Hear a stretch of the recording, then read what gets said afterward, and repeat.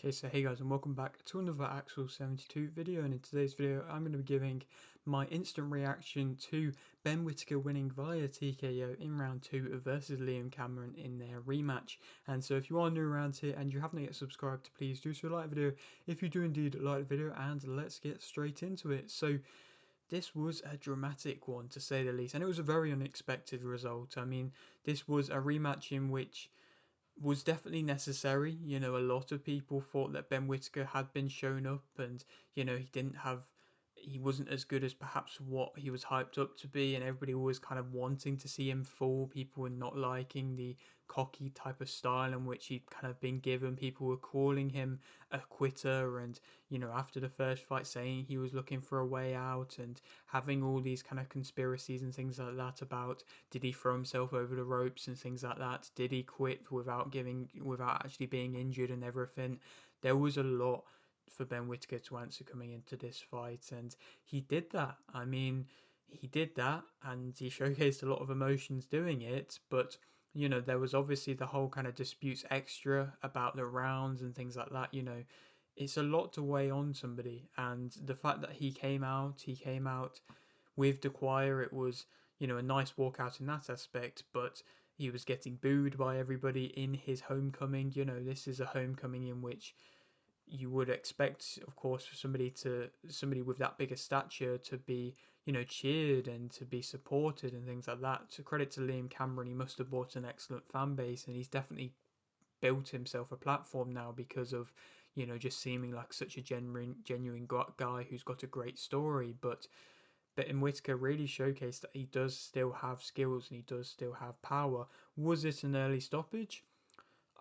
I'd say possibly by like a few seconds, kind of agreeing with what the commentators were saying, because he did hurt Liam Cameron. You know, it was a bit of a cagey early round. Liam Cameron looked quite tense for the most of it, and he looked like he wasn't, you know, flowing with his punches perhaps as much as he was when the last fight ended. But it did take seemingly a few rounds in the first fight for him to be able to get relaxed into it and start flowing into his punches. And so, you know, it was expected to see he was having a few bits of success at times. He was still being a bit sloppy at times. I think he would have been able to go all the rounds better if this fight had gone into the later rounds, but I still feel like, you know, just with his style, there is only a certain amount of skill level in which you can, you know, teach at that point in your career. And, you know, he was still, you know, skill wise a level below that of Ben Whittaker. And Ben Whittaker looked like he was much improved under Andy Lee, and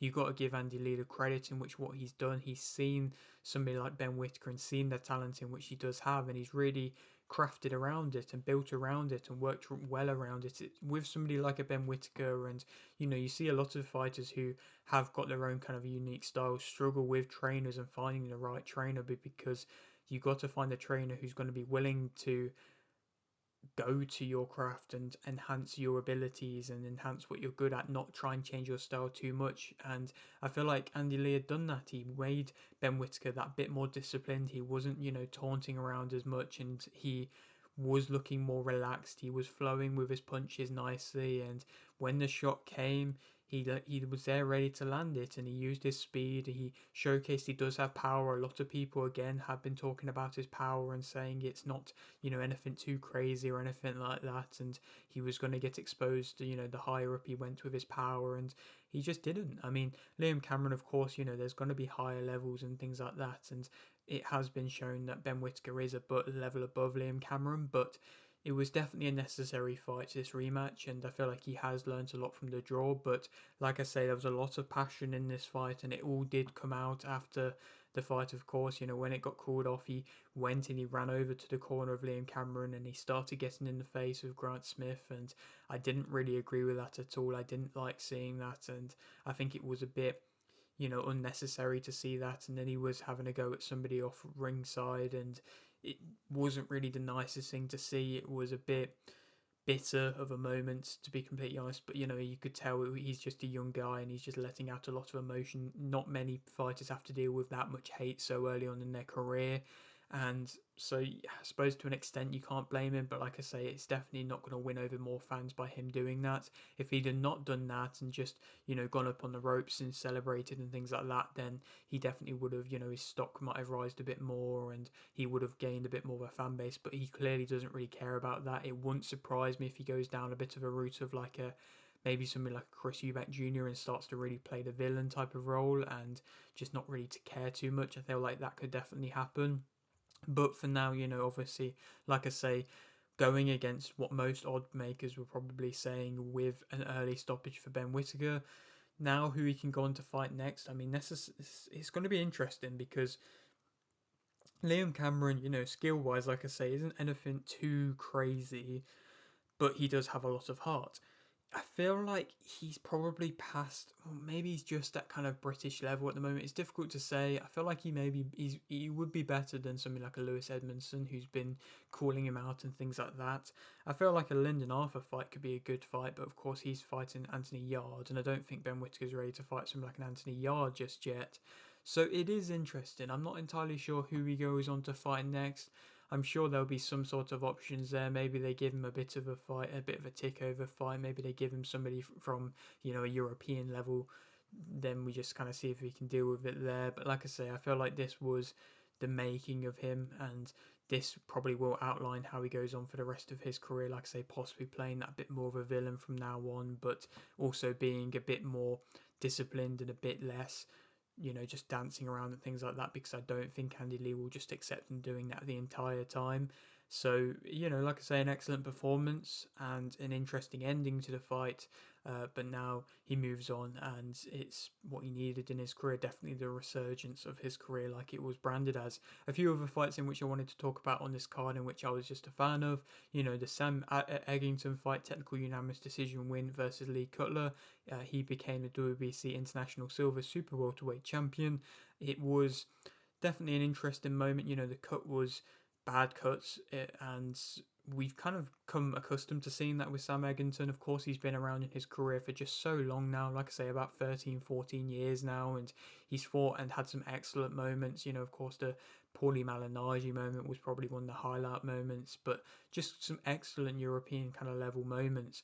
He showcased that he is still around this level, and he was, a bit of a step ahead from Lee Cutler. Lee Cutler was having success at times, but he was fighting at a mid-range, and we weren't really too sure if Sam Eggington could still fight at a mid-range or really would want to. I think everybody was expecting it to be a bit more of a war and to getting close.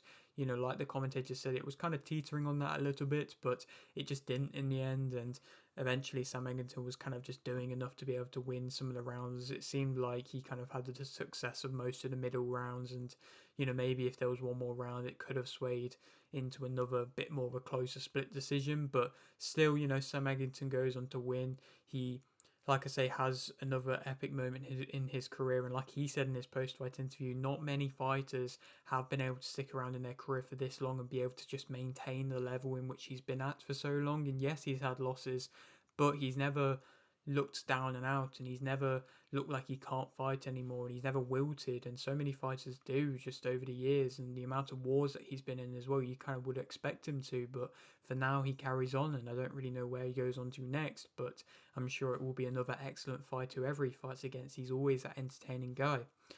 Moving on to Frazer Clarke winning via TKO in round one versus Ebenezer Tetteh.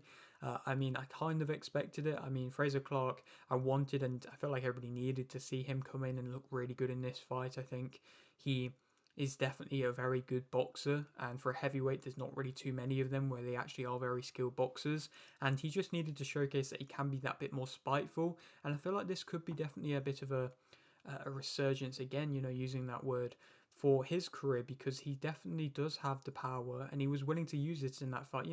Obviously Ebenezer Tetteh isn't really a great name, but of course he went a few rounds with Dillian White, and that's why he was earning this fight. But everybody kind of forgets what happened earlier on in his career when he got the jump up test and he got knocked out in the first round. He's not really a great fighter. He did kick off by the ref calling it, maybe again it was a couple seconds early, but he would have been stopped eventually. But he isn't really a great fighter, but Frazer Clarke needed to get him out of there, needed to make the statement in the first round, and he was spiteful, and that's what you want to see from fighters coming back, returning off such a dramatic moment as well. It was definitely a big defining moment in his career, and it definitely would have defined his career, and he didn't let it define his career. So far, he moves on, he carries on, and there's talks about him fighting the winner of Adelaide versus TKV, the rematch. That would be an excellent fight. Possibly, the winner of, I know he's already beaten Dave Allen, but if Johnny Fisher's to beat Dave Allen, then maybe that fight could happen. That could be a good fight as well. So there's a few good fights there, definitely, for sure. And so we will have to wait and see where he goes on to next. I feel like he's definitely not dropped down into too low of a kind of rating in the heavyweight scene, because he did still have that great first fight with Wardley, and Wardley's gone on to kind of world levels now, so it wasn't really a bad defeat in that aspect. It was just the way that it happened, and now that he's avenged it by getting an early stoppage and proving that he can still fight at a good level, he needs to, like I say, move back onto British level at a kind of minimum now. And then moving on to just one final fight in which I wanted to talk about, Tyler Denny outpointing Elvis Ahorgah. Good performance by Tyler. He, looked dominant throughout the fight. I did like his movement and the way that he was able to evade a lot. Elvis caught him with a few good shots every so often. He's always going to be talking a lot Elvis Ahorgah. That's kind of what he made his brand for. That's the reason why he realistically got this fight. But Tyler, again, similarly to that of Eggington, showcased that he is higher than the opposition of, British, maybe not British level, but just below British level, and could get back to European level. It wouldn't surprise me if perhaps he does. I would love to see the winner of Conway versus Warburton fight Denny. I think that it is an excellent fight. I think there is, possibly other good fights there as well. Maybe a Shaquille Thompson could be a good fight, but nonetheless, he's definitely still in and amongst it, and that was a performance in which was refreshing to see, because I am a fan of Tyler Denny and I do like to see him perform well. But yeah, that is it for today's video. Hope you did enjoy. Like the video if you did, indeed like the video, subscribe if you're new, and thanks for watching.